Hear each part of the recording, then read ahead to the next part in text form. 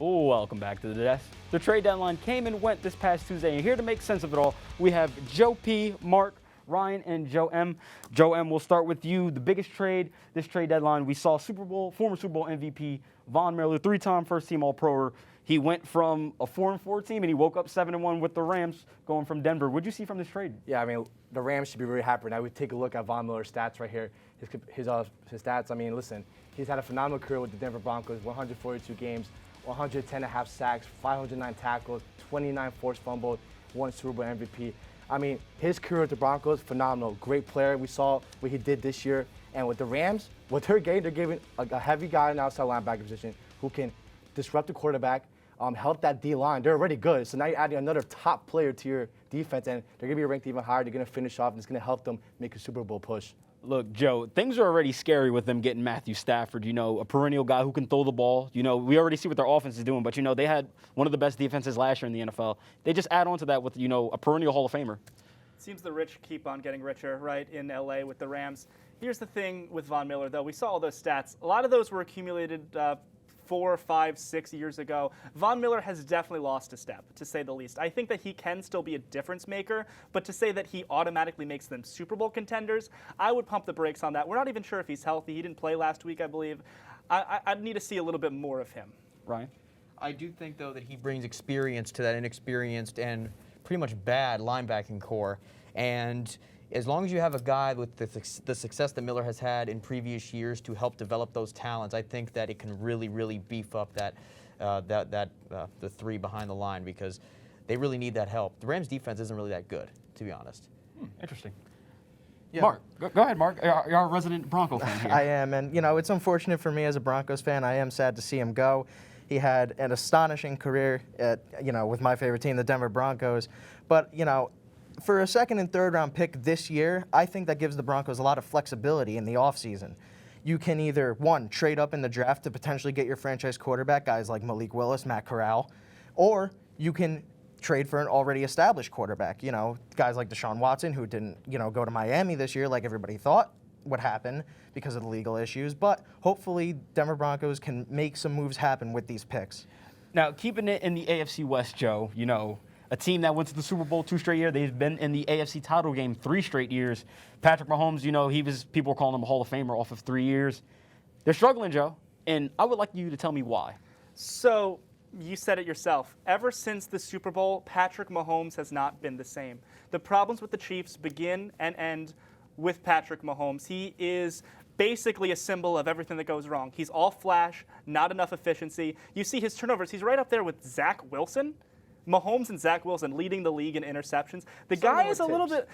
I'm sorry? Some of them were tips. Some of them were okay.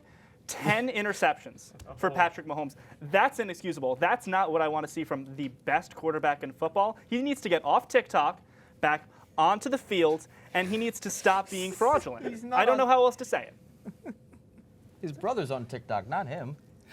He's appearing in the TikTok. Go ahead, Marc. While the Kansas City Chiefs do have some problems in the turnover department on offense right now, I think that mainly their biggest problem is their defense, specifically their lack of pressure. We can look at their defense right now, giving up 28 points per game, which is ranked 25th in the entire league. Along with that, ranked 29th in yards allowed per game. Their lack of edge rush and pressure is making their secondary look worse. That is not good for any football team. And they went out, they traded for Melvin Ingram, traded a conditional 6. He's got 1 sack, 11 hurries, and 6 hits on the year. Those are decent numbers. Obviously they need any kind of help they can get. Hopefully for them, Melvin Ingram will do that. Yeah, hopefully, Chris Jones is supposed to be, a big guy. He's been hurt a lot this year. Frank Clark's been hurt as well. So, that's rough for them, right? It's the offensive line. I mean, when you think about the revamped one, they said. Yes, the revamped one with 4 new starters, 2 rookies, and a guy who opted out of the season last year. When you look at highlights of Patrick Mahomes on YouTube, it's not like Aaron Rodgers, where he guys always in the pocket, just big quick zing throws. All those highlights are always him scrambling. You know why? Because his offensive line has always been not that great, and it's finally catching up to him after the previous 3 years. He has been sacked 16 times through 8 games. He has never been sacked more than 26 times in a season. He's on pace right now to get sacked 32 times. And also, time in the pocket, 2.2 seconds on average. That's 0.3 more than the best time in the pocket, but still, that's the difference between getting sacked and getting a pass away. Joe? Marc addressed Quickly. the pressure. I'm addressing secondary. How bad is the secondary? Suspect every week. You watch the film. Quarterbacks are destroying their secondary. I mean, they're ranked 29th in the league, a combination passing and air rate over 3,000. And quarterbacks are averaging 269.8 in yards. So, bad secondary. I mean, Tyrann Mathieu, famous pitcher. He's like, what's going on, guys? Yes, every week, Daniel Sorensen, he's got his hands throwing up. Let's go for something that the Chiefs are kind of stable to something dysfunctional. Odell Beckham just got released today. Surprisingly, that happened before we were on air. Right. But he had some things going on with Baker Mayfield. His father was saying things. LeBron James was saying things. Joe M, what's going on? What's going on with Odell? Listen, former LSU superstar. I mean, here we'll take a look at his career stats right here. I mean, he's had 503 receptions. He's got over 7,000 receiving yards, 51 receiving touchdowns, 2 passing touchdowns, 3 Pro Bowls. Only played 29 games with the Browns, and I think he'll find somewhere else a better home. So, Joe P? Everyone has to leave Odell Beckham alone, okay? All pro corners, he said Darius Slay come out. They're defending him. The Cleveland Browns locker room, they have his back. Beckham has been failed in Cleveland by Baker Mayfield. The guy, wide open looks, ignores Beckham. Ridiculous. Ryan?